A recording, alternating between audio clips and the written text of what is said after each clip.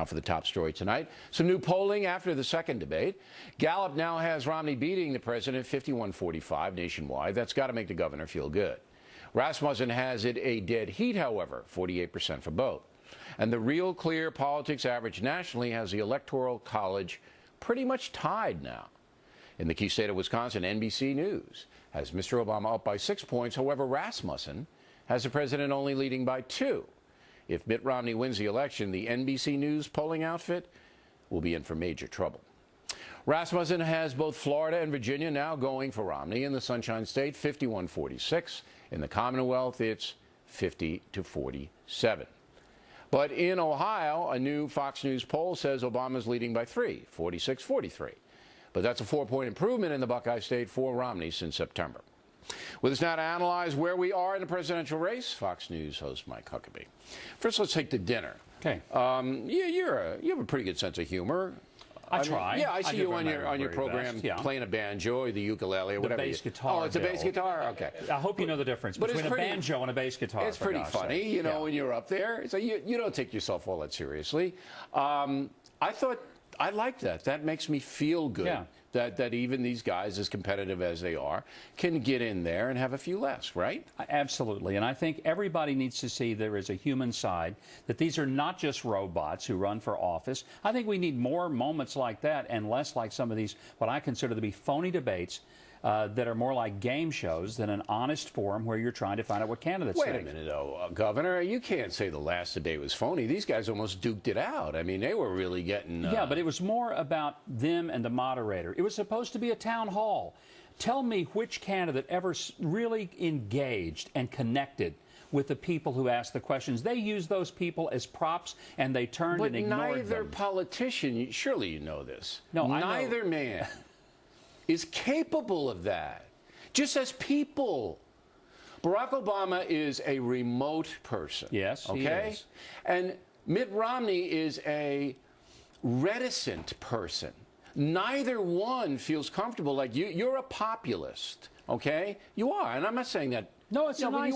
I take that as a compliment. You're comfortable here at the Factor. You're comfortable with the banjo people. I'm actually not that comfortable here. Yeah, well, I mean, you're as comfortable. Most places I'm comfortable. You're as comfortable as it gets here. Okay. All right. So you're a populist. You can do that. But these guys can't do it. But they need to. Bill, but they're they running can't for president. do it. Well, you know what? They at least should give it a try, because these are the people for whom that experience was tailored. It should have been, and I'll tell you how I think either one of them could have wiped the floor with the other, is rather than engaging in these did to, did not moments, sort of say, excuse me just a moment, I want to answer what Bill has asked here, and engage and connect with that voter, talk to him. You know what would happen? Barack Obama couldn't have interrupted Mitt Romney as long as he's looking in the eyes of Bill. That's interesting. So you say that both candidates could have used a technique where they're basically having a conversation with Otis or whoever it was. That's exactly right. All right. And so that if the other tried to interrupt, he would be denigrating the person. He's denigrating Otis. Otis, with whom the conversation. Exactly. That's pretty brilliant. I think that's really what you should have said that before. Well, no one asked for my advice. From now on, I absolutely will. All right. You saw the polls. Yeah. All right. Even after the second debate, which Barack Obama, whether you like him or not, certainly came back, it looks to me like Romney is holding on to some momentum. Yes? I think he's more than holding on to a momentum. He has momentum, but there's a couple of things that are really significant, particularly in the state of Florida. There was a 19-point spread, Mitt Romney, Barack Obama with women. That's now up to a 4-point spread. That is significant. There's some things that are taking place that I think are bigger, because these polls, there's so many of them, your head will explode trying to keep up with them. But we only do the ones. I threw the NBC in there just to warn them that we don't believe the NBC poll. We do think Rasmussen and Gallup are I think they're very good polls. Right. And what they're showing is that the trend is breaking toward Mitt Romney.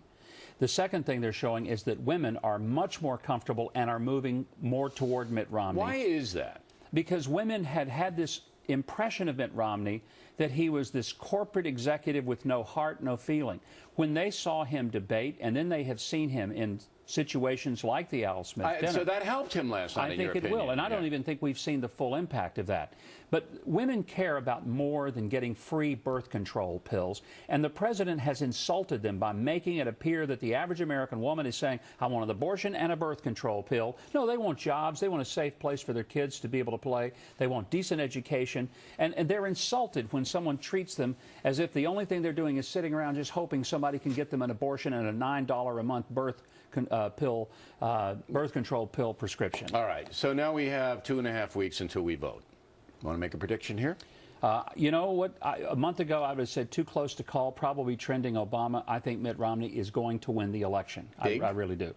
No, I don't think it's going to be overwhelming. Dick Morris is the only person I know who says it'll be a landslide. I hope it is. But we have two guys coming up right behind you who are actually going to echo Morris. Okay. You know, well, so you say a close election. Yes. All right. Because it comes down. Ohio?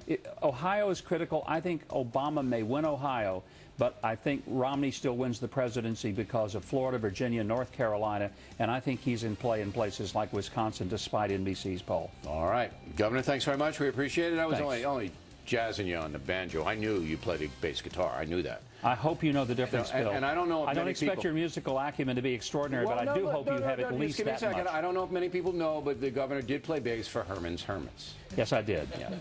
And we would like you to vote our new BillO'Reilly.com poll. We're asking, can you be good friends with someone with whom you disagree politically? Hot poll, lots of people vote, and we'll give you the results on Monday.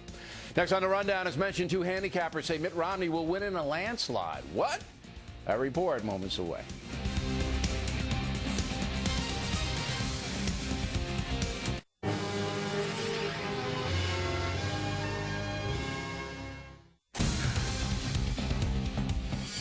Personal story segment tonight. Our pal Brett Baer has a big special at 10 p.m. this evening entitled Special Report Investigates Death and Deceit in Benghazi. Baer joins us now from Washington. So what's the headline when I tune in tonight? What am I going to learn? Well, Bill, you're going to learn a lot about how many times this administration knew that there was a security problem on the ground in Libya, not only from officials on the ground who were sending up red flares and flags, but also from Ambassador Stevens himself. New documents out, new cables up the State Department chain, including on the day he died. Hours before he was murdered, Ambassador Stevens writes a cable in which he says he's concerned about the security situation in Benghazi. He is worried about the local Libyan security forces, doesn't think they're up to the task, and believes that al-Qaeda is getting a hold in Benghazi. He needs more help. Okay. These cables were unanswered all along. Who did he send the cables to? To his bosses at the State Department. Do you know who they are? Do you have a name and a face on them? We have many different people that they went to throughout the chain. Many of them go right to the upper tier of the State Department, including Secretary Clinton. All right, but I assume that they're not talking to you, the Department of State. Hillary Clinton, did they give you a statement? Did they say anything in their own defense? They put out a statement saying the investigation is continuing, and we will wait for the complete investigation. All right, so what you guys are basically going to present tonight is irrefutable, and I don't want to put words in your mouth, so you stop me if I'm wrong, but irrefutable evidence that the ambassador to Libya told the superiors in Washington that this was a dicey situation. Yet even so, in August, on August 14th, 2 security teams were taken back out of Libya by the State Department. Is that correct? That's correct. And we talked to the head of one of those teams. Do we know who took them out? Yes, the head of the regional security office, Charlene Lamb, she testified about pulling those out based on her orders to get those out based on normalization efforts. We explain what that is. That's an effort to try to make things normalized with the Libyan population. Now, basically, that's an effort to make sure that the situation was okay between the Libyan population and the ambassador and the people on the ground, even though the situation was extremely volatile. The ambassador knew that it was getting worse by the day, and the security situation was not changing.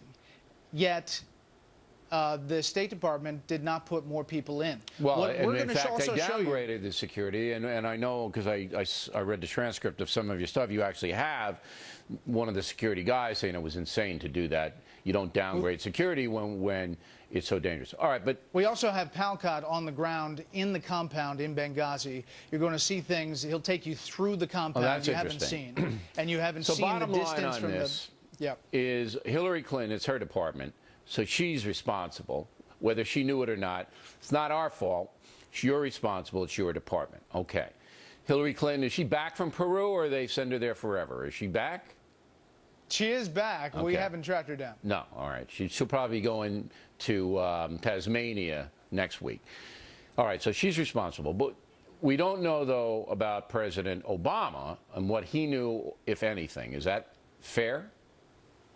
That is fair, although the White House has to know. They have to know because the intelligence community knows within 24 hours. Fox reported on September 19th. Absolutely. After it happened, Obama's got he's got no defense. But I'm saying, I don't know You're if a saying president before, would the know security the State Department is downgrading security in a dangerous Fair area. enough. I'm not so sure he would know that. Fair enough. But once it happens, absolutely. then that's another part of the story. The situation about the video and the protest, that's the second part of the story. You know, the whole thing about acts I think of it could terror cost and him the election, Brett. And I know I don't want you to editorialize on this. I know you're a hard news guy. But I think it could cost him the election if Mitt Romney, we know the Romney people and the Obama people watch this program. But I just said earlier on the talking points, remember, hey, look, if you're Governor Romney, all you do on Monday night, I said, listen, we know you knew 24 hours that it was a terror attack. You still haven't said it. You still haven't held a press conference. What's going on? It's toast. He's done. The foreign policy debate will be another slugfest on Monday, guaranteed. Well, what's the president going to slug back with? We're still investigating? Right. Come on. What has he got?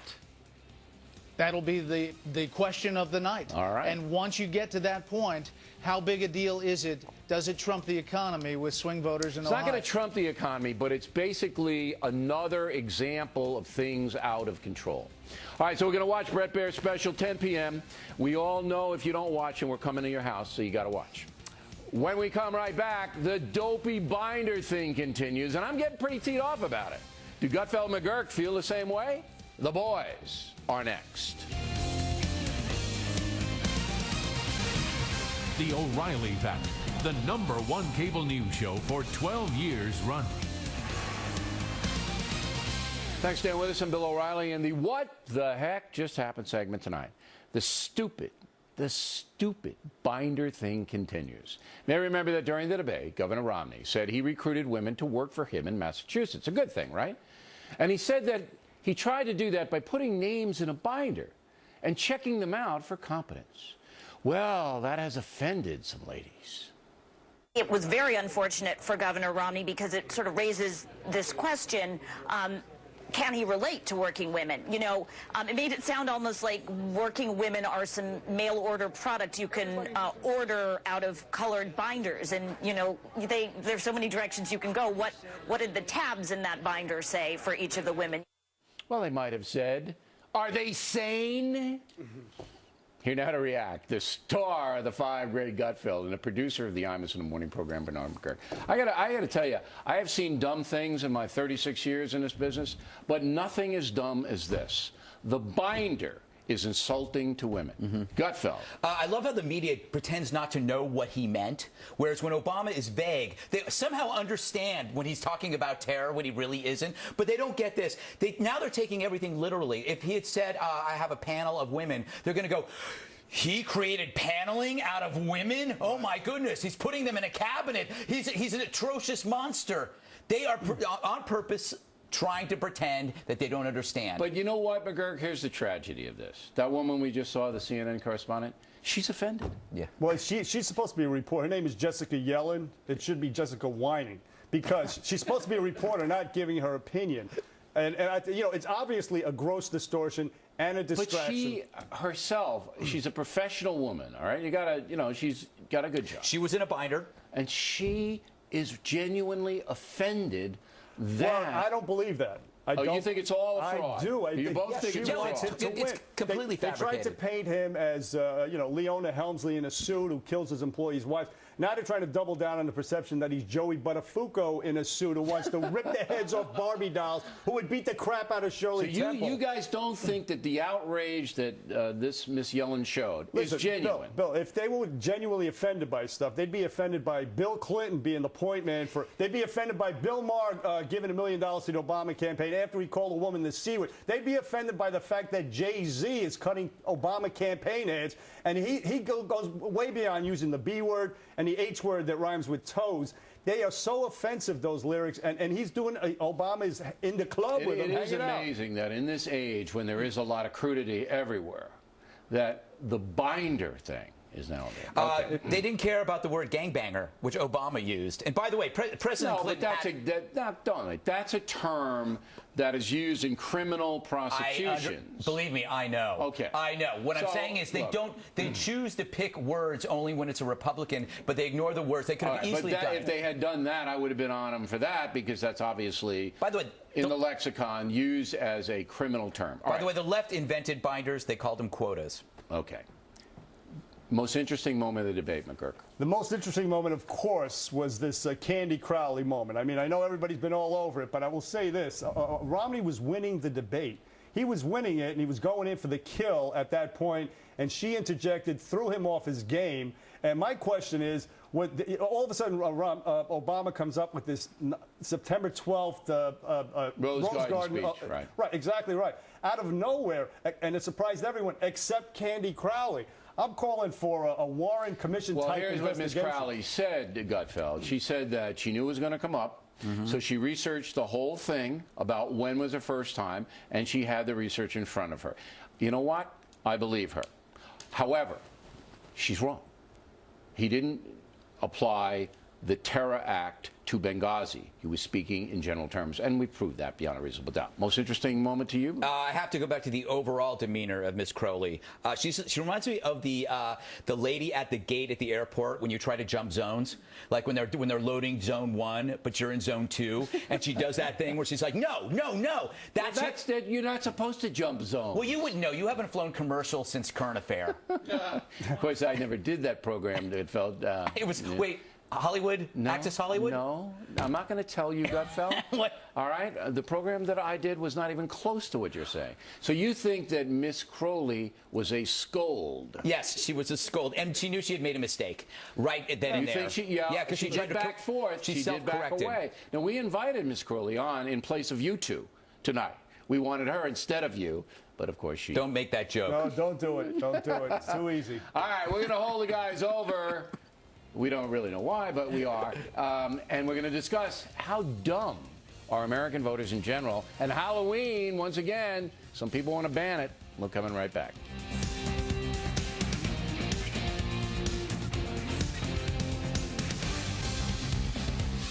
Back at the book segment tonight, we continue with Gutfeld McGuirk against our better judgment. The key question in this year's presidential election is, how smart are the voters? Who's that?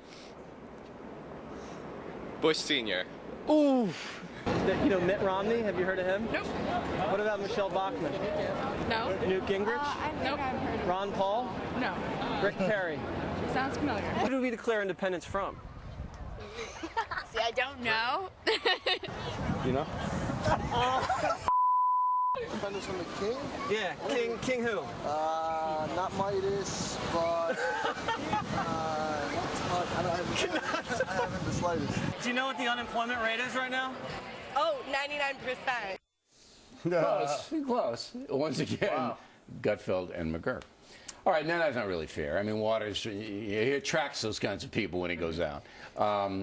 But generally speaking, McGuirk, do you believe that the American electorate is intelligent? Do they go and vote on the issues? To paraphrase somebody, the electorate is an ass. We live in a Jersey Shore Kardashian world. It's pretty sad.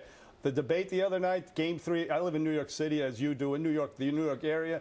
I know more people that watch the whole Yankee game as opposed to the debate, and these people can tell you, Alex Rodriguez's salary, his contract length, the salary caps that teams have, and what players they can get. But most of those people don't vote. If you're really adamant, you don't take the time to go. But what was encouraging, I thought, was 80 million people watched the first debate, about 65 million watched the second debate. These are big numbers. This is my point. I actually disagree with Bernie. Why should we ape Europe and make fun of Americans' intelligence? Maybe America is so awesome, we don't have to pay attention until we have to. I didn't know who Rick Perry was. I thought he played for the Golden State Warriors in the 70s. I thought Michelle Bachmann wrote Taking Care of Business. I had no idea who these people were. And I am almost considered slightly average in intelligence. By whom? Yeah. No, America is so awesome. We're so busy being awesome. We don't have time for this stuff until we need to have time. Now, when we finally lock in, and that's happening now, you can see the cable ratings through the roof, people are paying attention. Do people vote? Because I believe there's going to be a lot of people voting on emotion this time around. All right, and that's why Barack Obama, even though the polls are trending Romney's way, can't put him out because there's a lot of emotion. It's not like Jimmy Carter when nobody really cared. All right, if he lost, so what? Barack Obama, you got African Americans, you got Hispanic Americans, you got people getting, government assistance. There's a lot of emotion there. Yeah, but you know who's the most undecided voter? President Obama. He doesn't want the job. You don't think he wants a job? I disagree. I think he's had it. Yeah. I think emotionally he's drained. Just look at some of the, at the town hall debate, some of the brain-dead, undecided questioners there. I mean, who's undecided at this point? You say emotion. But I mean, really, it's an interesting observation. If you're undecided by this point, the gulf is so enormous between the two men.